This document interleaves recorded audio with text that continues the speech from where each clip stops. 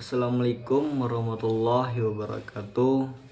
Alhamdulillahirobbilalamin wabihi nasta'in. Assalatu wassalamu ala asrofil anbiya'i wal mursalin wala ilahi wasbihi ajmain amma ba'du. Pertama-tama marilah kita panjatkan puja serta syukur kita atas kehadirat Allah Subhanahu wa taala sehingga kita masih diberikan kesehatan olehnya. Kedua kalinya salawat serta salam marilah kita huturkan kepada Nabi kita yang agung, yakni Nabi Muhammad Sallallahu Alaihi Wasallam. Semoga kelak kita mendapatkan syafaatnya di yaumil akhir nanti. Amin ya rabbal alamin. Berdirinya saya di depan ini ingin mempresentasikan makalah yang berjudul Kewarisan Anak dalam Kandungan, Anak Zina, dan Anak Lian dengan dosen pengampu Pak Herpin. Baiklah, langsung saja saya akan membahas tentang kewarisan anak dalam kandungan.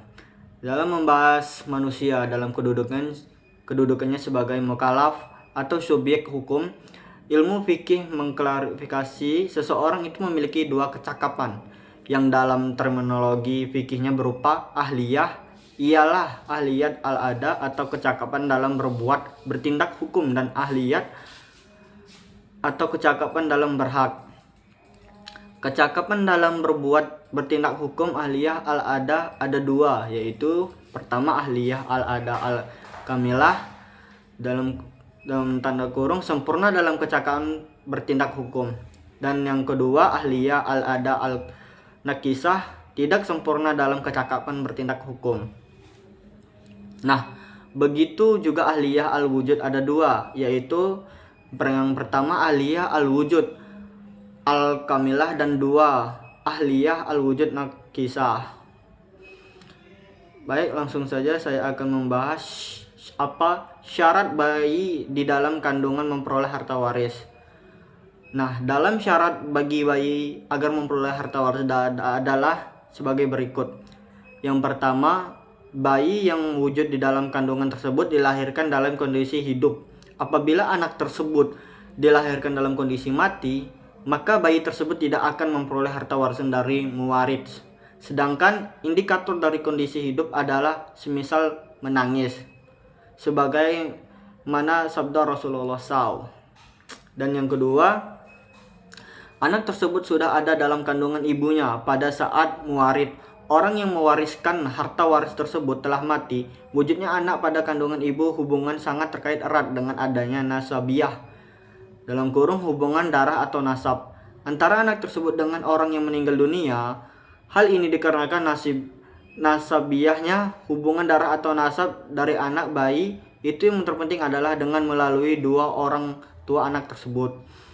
Sehingga dalam menentukan sudah wujudnya anak itu pada kandungan ibunya pada saat orang yang meninggalkan harta warisnya telah mati, tidak bisa dilepaskan sejak saat ketika terjadinya dan putusnya pernikahan dari kedua orang tuanya, sebab talak atau karena kematian.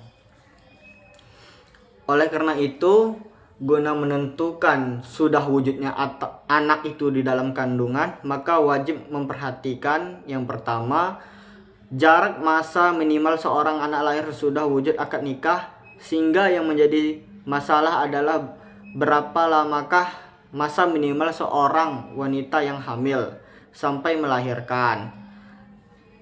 Yang kedua, jarak masa terlama seorang anak bayi tersebut lahir sejak putusan pernikahan kedua orang tuanya, baik dikarenakan talak atau meninggal dunia. Jadi yang menjadi pokok masalah adalah beberapakah lama maksimal masa orang wanita hamil hingga melahirkan. Selanjutnya saya akan membahas pengertian anak zina. Anak hasil zina ialah anak yang dilahirkan karena hubungan seorang laki-laki dengan wanita tanpa nikah. Anak yang lahir karena hubungan tanpa nikah tersebut walad khairul syaril, dan orang laki-laki yang menimbulkan kandungan itu disebut ab gairul syari, anak gairul syari atau anak zina.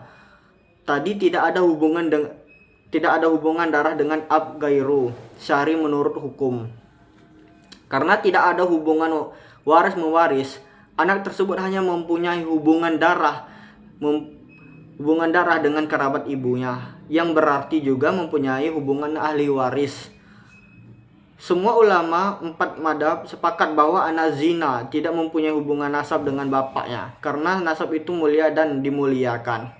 Sedangkan zina sesuatu yang keji dan haram, maka sesuatu yang mulia, yaitu nasab, tidak akan bisa disebabkan karena sesuatu yang keji dan haram. Selanjutnya saya akan membahas pengertian anak lian. Secara etimologi, kata lian berasal dari bahasa Arab. Lana bentuk mazhar dari susunan fil yang berarti laknat atau kutukan. Dinamakan dengan lian ini karena apa yang terjadi antara suami istri, sebab masing-masing suami istri saling mengkhianat dirinya sendiri pada kali yang kelima. Jika berdusta secara terminologi, banyak ahli fikih yang mendefinisikan lian sebagai, yang pertama, mazhab Maliki mendefinisikan sebagai sumpah suami yang muslim yang telah akil baligh bahwa dia melihat perbuatan zina yang dilakukan oleh istrinya atau penolakannya terhadap kehamilan istrinya darinya. Yang kedua, mazhab Syafi'i mendefinisikan sebagai kalimat yang diketahui yang dijadikan alasan bagi orang yang terpaksa untuk menuduh orang yang mencari tempat tidurnya yang mendatangkan rasa mahu kepadanya atau menolak anak yang dikandungnya. Kesimpulannya, anak yang ada di dalam kandungan atau anak yang ada dalam kandungan akan mendapatkan harta warisan apabila dilahirkan dengan kondisi hidup. Jika anak tersebut dilahirkan dengan kondisi meninggal, maka dia tidak memperoleh harta warisan dan muwarid. Anak tersebut sudah ada di dalam kandungan si ibu pada saat orang yang mati dan meninggalkan harta warisannya tersebut. Sekian presentasi dari saya. Saya Randy Febrialanda dengan NPM 22210200332 dari kelas TNI. Wassalamualaikum warahmatullahi wabarakatuh.